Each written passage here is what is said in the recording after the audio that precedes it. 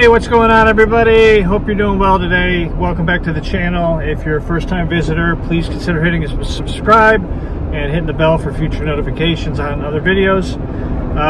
Just on my way in a little Jeep, what is this, a Jeep Sahara, so Wrangler Sahara, taking this Jeep back to the car dealership to pick up my new Demon. For those of you that follow the channel, you know that we picked up a new black Demon, and I took it to the dealership that I do service at, just to let them take a look at it and do a couple little tweaks and things that I need to have done to it. But all in all, the car's great, no issues, and it's done. And so I'm going to pick that up now. But so everybody else has made a video already. I figured I'd give my 2 cents on it. If you follow Mopar and you've been paying attention this week, you know that at SEMA on Tuesday they announced a new crate motor, the 426 Hemi Hellephant, or as they're calling it. 1,000 horsepower out of the box, essentially crate motor, and I think it's like 950 foot-pounds of torque. So massive engine. You know, Dodge just continues to kind of reinvent themselves and just doing crazy power in these things now. They're saying that engine will probably be around sometime Q1 of 2019. And they also at the same time showed a pretty awesome car, a concept car. It was a 68 Charger. Looked like it had maybe a chop roof or something. It had a lot of aerodynamics going on with it and a bunch of other mods and a pretty cool paint job with some cool wheels and tires and lowered on it. But I'll show you a picture of that here if you haven't seen it already. But pretty awesome car. I wish that car would come to market, but I think it's highly unlikely we'll see a 1,000 horsepower production car anytime in the near future. It was just a concept car. Part of that is just because, you know, just like with the Demon, you know, they ship the Demon with the standard PCM, and you have to put the race PCM to get the car up to 840 horsepower. And so some of that is because of emissions, some of that is just because of liability, you know, selling a car with that much horsepower in it. And you know, I think some of their liability is reduced when they put it in a crate engine, and then you're essentially building the car yourself as opposed to them putting out a car with that much power. But I don't know. I'm not on the inside, so I don't know. But certainly, you know, people will be buying these engines up to put into all kinds of crazy project cars, and you know, people like to talk about demon killers. You know, certainly a 1,000 horsepower supercharged engine, and then I imagine people will be doing tunes to those and you know, injectors and different things there as well. So I can't imagine what these cars are going to be doing after they modify and tune the engines, put pulleys on them and whatnot. So certainly will be demon killers, but you'll have to bring your own car because they're not selling it in a car. And so it'll be cool to see what people put these into. Obviously, a lot of people will, you know, the default will be Chargers and Challengers. But, you know, hopefully you continue to see some other cool stuff as well. Some of the old kind of throwback Mopar, any classic Mopar that they're saying, you know, that had a V8 in it, a big block, you know, will be able to accommodate this car with minimal hacking or minimal adjustments. So time will tell. We will see. You know, I have, for those of you that follow the channel, my arm's getting tired. For those of you that follow the channel, you know that, you know, I just recently sold a Demon and sold a Viper, and ended up going back about 2 weeks later and bought the same cars again. The Viper is a little tight for me. I'm going to see what I can do to get a seat drop in this one to make it a little bit more comfortable, but it was livable. I just love the car. I think the car is crazy sexy. It's super fast.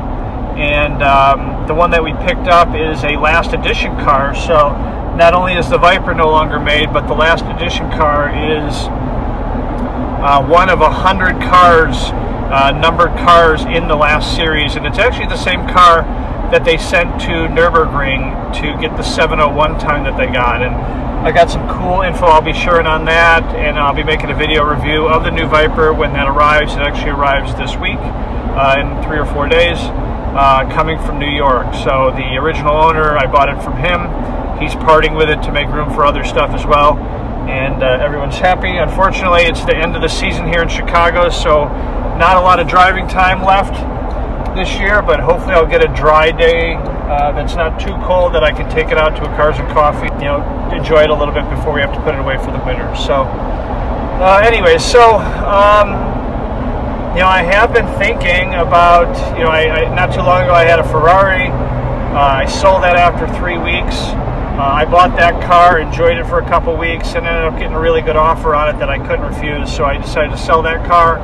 I am debating about another third car.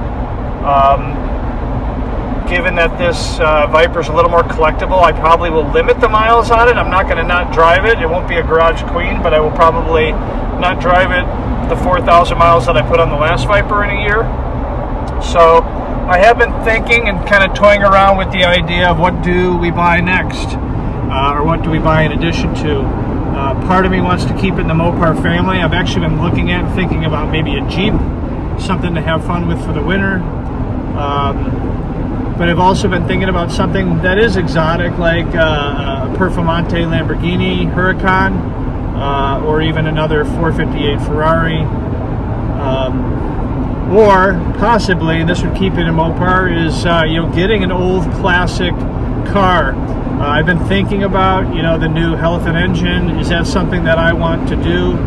I like the idea of building a custom car with a massive engine in it, but you know, to be honest with you, I just don't have the time probably to put into it, and quite frankly, I don't have the skills. I don't know how to do some of that motor and body work, and so I would pretty much have to outsource and pay people to do all of it. And people who build cars like that, usually for them it's a labor of love, and they enjoy the process of building it out. And so if I'm not going to really have that piece of it, and it's all just going to be paying, I might as well just buy a car that's done and not wait.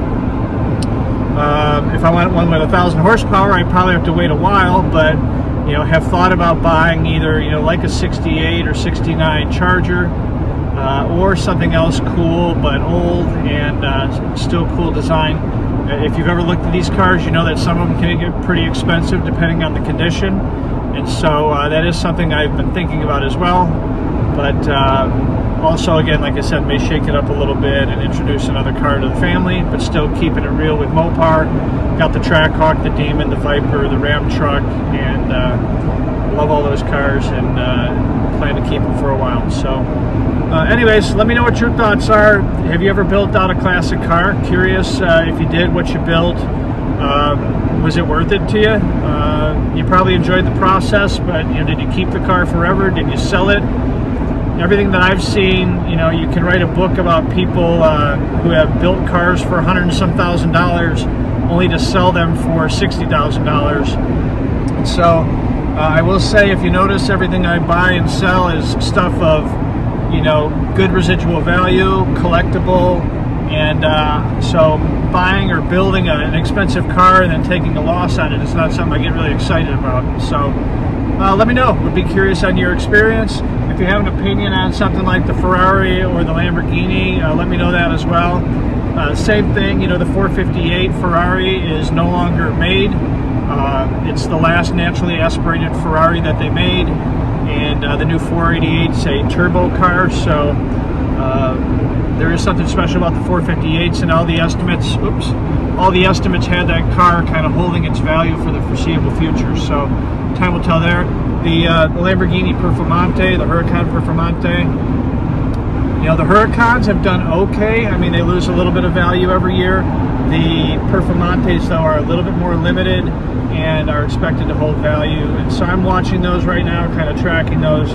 They're not cheap cars, though, and so I want to make sure I make the right decision there. So we don't do anything, and we just stay with what we have and kind of enjoy that for the next season, and keep it all Mopar. So again, let me know your thoughts, and again, thanks for visiting the channel and subscribing, and make another video coming soon. Thanks so much. The Viper comes this weekend, so hopefully have the Viper review up in the next week or so.